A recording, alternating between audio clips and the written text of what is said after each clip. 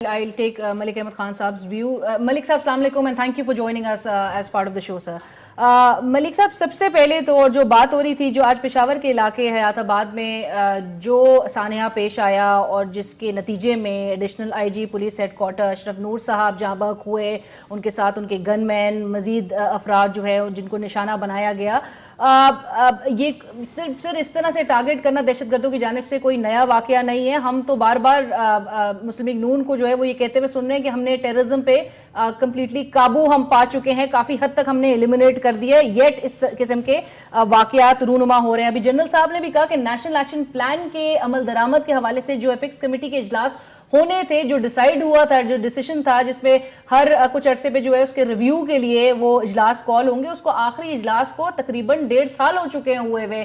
کیا وجہ ہے؟ فوکس کی بات ہوئی، کدھر ہے آخر فوکس حکومت کا؟ شکریہ علینا. دیکھیں، میں جنرل صاحب کی بات بھی میں نے پوری سنی اور دورانی صاحب کی بھی بڑی میں نے مفصل بات سنی.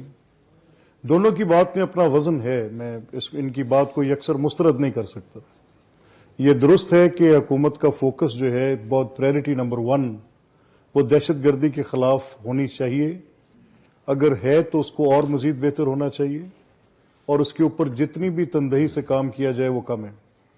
اور اس کے لیے پاکستان کے تمام ادارے آن سیم پیج بیٹھ کے، اور اگر کسی اور کاؤنٹ پر کچھ ڈفرینسز بن بھی گئے ہیں، جیسے آج سپریم کورٹ کا ایک فیصلہ ہے جس میں میرے بڑے شدید تحفظات ہیں. میں ایک ماڈریٹ ہوں پارٹی کے اندر، میں کوئی ہاک نہیں ہوں، لیکن مجھے اس بات پر تحفظات بڑی شدت کے ساتھ ہیں کہ اس فیصلے نے کچھ بنیادی جورسڈکشنز کو یکسر بدل دیا ہے.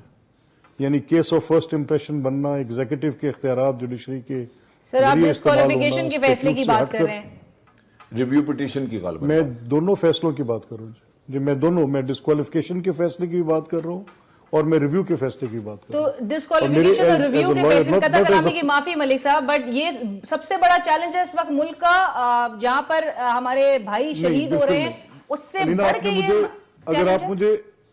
اگر آپ مجھے اتنا موقع دے دیتی جتنا آپ نے جنرل صاحب کو دیا یا دورانی صاحب کو دیا پلیز، تو آپ کو شاید یہ سوال کرنے کی ضرورت نہ پڑتی. مجھے اس بات پر بڑا، میں خوف کے تابع ہوں اور میری دلیل بھی خوف کے تابع ہے. میں اس دہشت گردی کے ماحول میں اپنے بچوں کو پروان چڑھتے دیکھ رہا ہوں اور میں ریاست کی ایک ذمہ داری میں سے حکومتی ذمہ داری پر بھی ہوں، اور میں چاہتا ہوں کہ ایپیکس کمیٹیز کے اجلاس ویکلی بیسس پر ہونے شروع ہو جائیں. اور میں یہ چاہتا ہوں کہ اس پوری قوم کا صرف ایک مقصد ہو اور وہ سب سے پہلے دہشت گردی کا کلا کما ہو، اور اس کے لیے جو بھی وسائل اور ایفرٹس ہیں وہ کرنے چاہیے. آج اس فیملی کا جن کے گھر آج ایک لاش گئی، وہ شہید کے گھر کا کیا حال ہوگا؟ میں صرف کوئی گلوسری آف ورڈز کے ساتھ، کوئی اوریٹری کے ساتھ اپنا پوائنٹ نہیں ثابت کرنا چاہ رہا. I have actually pain in my heart. کل میجر اسحاق کا جنازہ دیکھا، آج یہ ایڈیشنل آئی جی صاحب کی لاش ان کے گھر گئی ہے. اور آج جو سب سے بڑا نقصان آپ کا ہو رہا ہے وہ آج آپ کا جو دھرنا سٹن لگا پڑا ہے اور وہ ناموس رسول پر لگا ہوا ہے، وہ حب رسول میں لوگ آئے بیٹھے ہیں، لیکن ٹالرنس کی بات وہاں پر کیسے دب رہی ہے نیچے. نیشنل ایکشن پلان میں سے ایک یہ بھی تھی. رد الفساد کا مقصد یہ تھا کہ آپ ہیٹ سپیچ کا خاتمہ کریں گے، جو نیشنل ایکشن پلان کے اہم جز تھا. سر یہ بھی تو عدالت میں اب یہ